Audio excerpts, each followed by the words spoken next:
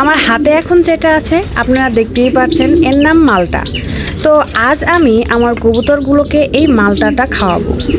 এবারে আপনারা ভাবতেই পারেন যে মালটা আবার কবুতর খায় নাকি।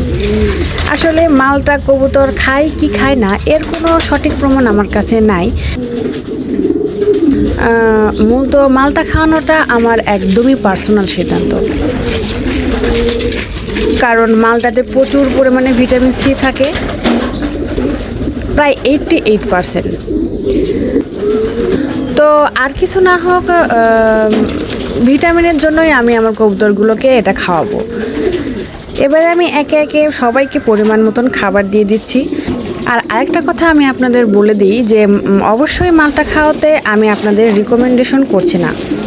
আমি আগেই বললাম এটা আমার পার্সোনাল সিদ্ধান্ত, আমি চাইছি তাই আমার কবুতরগুলোকে খাওয়াচ্ছি।